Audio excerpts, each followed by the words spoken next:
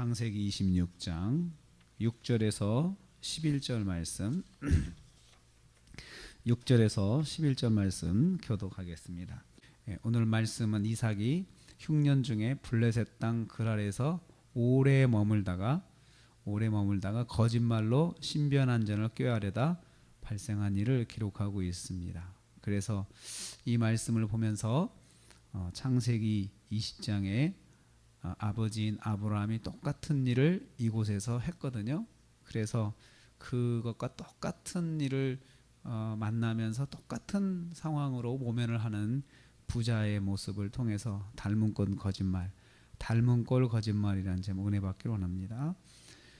첫째로 자기 아내 리브가를 누이라고 하였습니다. 7절 말씀 보니까요, 이삭은 애굽으로 내려가다가 그랄 땅에서 하나님의 지시를 받고 가던 길을 멈췄습니다. 가지 말라 그랬습니다. 애굽으로 가지 말라 그러시니까 일단 멈췄는데, 그러면 왔던 길로 돌아가야 되거든요. 그래서 왔던 길로 가야 되는데 가지 않고 그냥 거기에, 그 그랄은 블레셋 지역이거든요. 블레셋 땅에 머물러 살게 됩니다. 그리고 애굽으로 내려가는 길의 길목에 블레셋이 있습니다. 그리고 이제 거기만 떠나면 이제 애굽으로 이제 들어가게 되는데 거기서 머물러 살게 됩니다. 그래서 오늘 말씀 보면 8절에 보면 오래 거기에 거주했다. 그냥 잠시 있다가 당한 일이 아니고 오래 있다 보니까 이제 일이 생기게 되는 것입니다. 창세기 20장에서 아버지도 같은 일로 이곳에 머물러 살다가 같은 일을 경험했던 것을 기록하고 있습니다. 이 타지역 사람이라 사람들의 시선을 받았고요. 그리고 특히 미모가 아름다워서 사람들이 자꾸 말을 하고 다녔습니다. 그리고 어떤 사람은 와서 누구냐고 물어보기도 하고, 그러니까 이제 사람들의 관심을 그렇게 받게 되니까 이삭이 이제 그런 생각을 하게 된 거죠. 이러다가는 내가 남편이기 때문에 사람들이 리브가를 빼앗기 위해서 나를 죽이겠구나, 이런 생각을 하게 된 거죠. 이런 일들이 왜 발생했느냐? 거기를 떠나지 않고 계속 머물러 살았으니까 그런 거죠. 왔던 곳으로 갔으면은 그런 일은 없었을 텐데, 그러지 않다 보니까 자꾸 위험이 이제 증가되게 됩니다. 그래서 거짓말을 했습니다. 리브가는 누이라고 했습니다. 살기 위해서 어쩔 수 없는 선택이었습니다. 그곳에는 그래야 안전했기 때문입니다. 돌아가지 않고 주저하다가 다른 위험을 감수하게 되는 것을 봅니다. 그래서 저는 일단은 가지 말라 했으니까 순종을 해서 가지는 않았습니다. 그런데 원래 자리로 돌아가야 온전한 순종입니다. 그런데 이삭은 절반만 순종했습니다. 가지 말라는 것만 순종했습니다. 나머지는 자기가 원래 자리로 돌아가야 하는 것은 하지 않은 것입니다. 그러다 보니까 다른 위험이 생기게 되었습니다. 거짓말이 블레셋 왕에게 드러났습니다. 8절 9절을 보니까 블레셋 왕도 소문을 듣고 리브가에 관심을 가졌던 것 같습니다. 우연히 이삭이 리브가를 껴안는 것을 내려다보게 되었다라고 했습니다. 당시 왕의 집은 높은 곳에 있기 때문에 백성들을 다 내려다볼 수가 있었습니다. 그래서 그를 불러다가 책망합니다. 왜 자기 부인을 누이라고 했느냐라고 하면서 책망을 합니다. 이에 대해서 이삭은 자기 입으로 또 고백합니다. 살기 위해서 그랬습니다. 이삭은 목숨을 지켜냈지만 망신을 당했습니다. 다시 한번 자기 입으로 살기 위해 자기 아내를 누이라고 했다고 고백을 하게 됩니다. 명백한 거짓말을 한 것을 자기 입으로 고백을 하게 된 거죠. 블레셋에서 떠나왔던 곳으로 돌아가지 않아서 이런 일을 겪는 것입니다. 블레셋에 머물러 섰기 때문에 절반의 순종을 하다 보니까 이런 일들이 발생을 하게 되는 것입니다.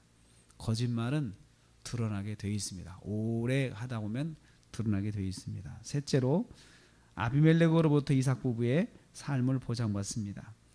원래 이 가정의 삶의 보장은 하나님이 해주시는 거죠. 그런데 자기 방법을 쓰다 보니까 절반의 방법은 세상적일 수밖에 없는 것입니다. 세상으로부터는 그런 보장을 받게 되는 것입니다. 아비멜렉은 백성에게 명령해서 이삭 부부를 범하지 말라라고 했습니다.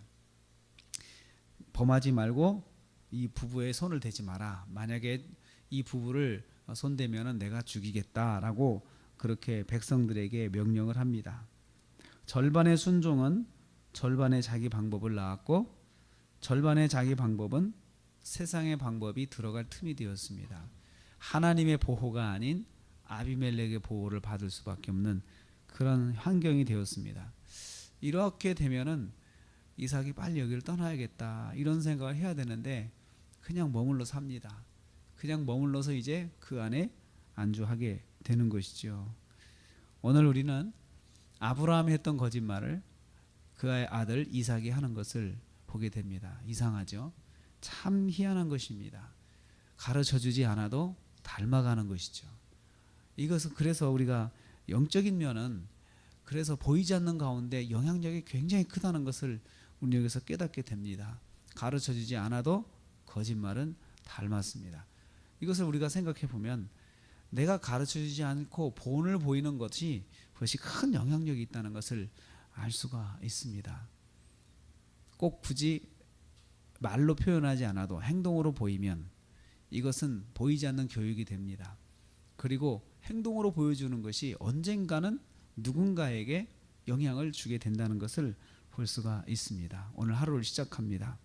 내가 하나님 말씀에 순종하는 행동은 가까이에 있는 누군가에게 영향을 주게 되어 있습니다. 또 반대로 불순종하는 것도 영향을 주게 되어 있습니다. 그것을 똑같이 닮아가는 거죠. 똑같이 같은 교회 안에서 같은 구역 식구들 중에서도 오래 신앙생활을 하면은 내가 먼저 신앙생활을 했을 때 꼭 나처럼 나를 보면서 본받는 사람들이 꼭 있단 말이죠. 그래서 좋은 본을 보여야 됩니다. 순종의 본, 또 말씀 따라 사는 본, 이것은 내가 그렇게 살면 그렇게 사람들이 보이지 않게 영향을 받게 되어 있습니다. 특별히 하나님 말씀에 순종하려면 온전히 순종해야 합니다. 절반의 순종은 또 문제를 낳게 되는 것입니다. 인간적인 방법을 동원할 수밖에 없고 그래서 자꾸 꼬이게 되는 출발점이 됩니다. 하루를 사시면서 우리 두 가지를 적용하기를 원합니다. 온전하게 순종하자.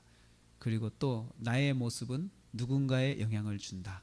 그래서 가까이 있는 사람이 영적인 영향을 받고 산다는 것을 기억하시고 순종하는 삶으로 선한 영적인 영향력을 미치는 하루가 되시기를 주님의 이름으로 축복합니다.